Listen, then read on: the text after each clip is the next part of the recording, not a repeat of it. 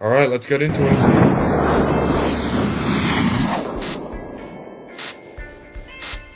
The existence of the soul has been attacked by many, wishing to wipe away anything beyond what we can physically observe, and establish we are soulless zombies, made of nothing but matter. Even before I was a Christian theist, I never understood that Please do not get into zombies. Okay? This is not about zombies.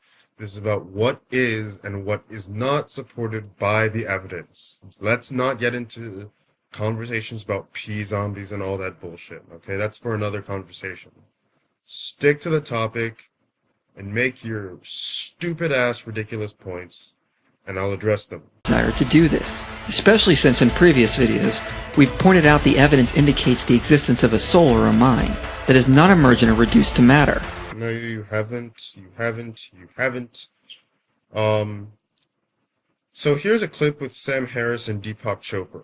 So here's him explaining about trust. So does the thought create the molecule, or the molecule create the thought? Or are they simultaneous expressions of a deeper, transcendent reality that we are inseparable? Ask him.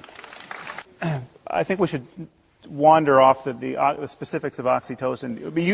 He's just described an experiment where you can actually answer that question. If I give you a shot of oxytocin and it changes your level of trust, then it's not just mere correlation. I mean, we've run it both ways. And so But that's I what he can just described. increase trust, and it can generate Yes, oxytocin okay. too. But if trust is just the brain in one state, then you have the brain influencing its future states. You haven't gotten out of the brain and got an ectoplasm. Trust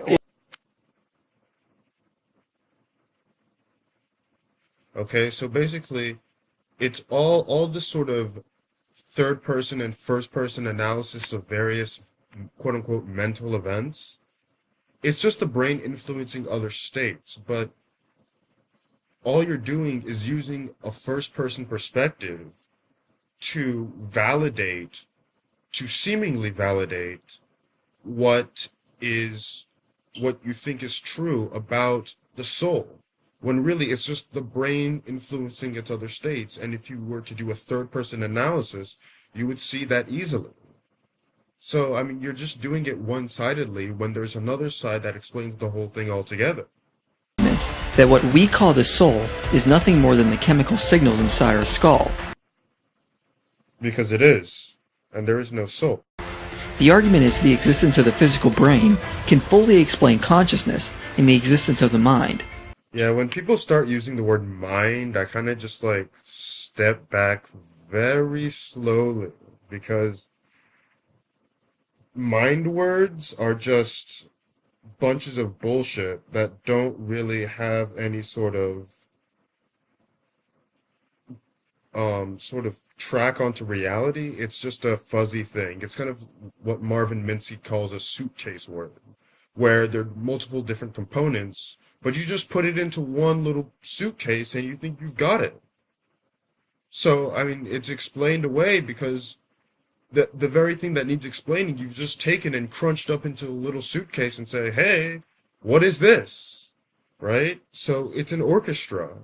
And you've just taken the entire symphony orchestra, the entire ensemble, and said, hey, how do you explain this? Meanwhile, you've completely removed the roles of the individual parts, the individual players, the piccolo, the flute, the timpani, the piano, the cellist. All that other stuff is just gone. It's just orchestra. You can't do that.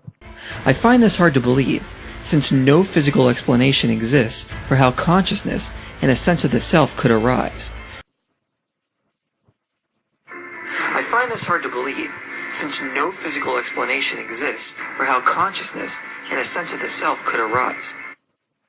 Okay, so regarding the self, I've alluded to this in my previous videos, but a lot of times there is sort of an underestimation of the sociological aspect of phenomenology. So I had my example with the Himba, of course, that tired old example of how this tribe cannot see blue because they don't have any need for it in their society, functionally. But also, in my 90-minute video on consciousness, I had a clip of Robert Sapolsky explaining linguistic relativism and how different languages really change how you see the world. I mean, speaking different languages changes how you see the world. So there is a sociological aspect here that influences the relationship between the self and its environment that's really being undermined in these sort of conversations. So you have things like, I think it was Gilbert Ryle or Sellers, The Myth of Jones, where it's the idea of this tribe that doesn't necessarily have a concept of an inner thought episode. They just do what they do, and they don't really think about it, because so there's no reflective aspect of their phenomenology. And that could very well, and most likely is true, for the notion of the self. There is no, the notion of the self that we have in our very individualistic, capitalistic society is something that doesn't just exist on its own, but it's the byproduct of social conditioning of some sort, as it was, thousands of years ago, in a different sort of way. So there is some truth to what you're saying, that we're still figuring things out, but that's also a very interesting point that a lot of people don't bring up in these sorts of conversations.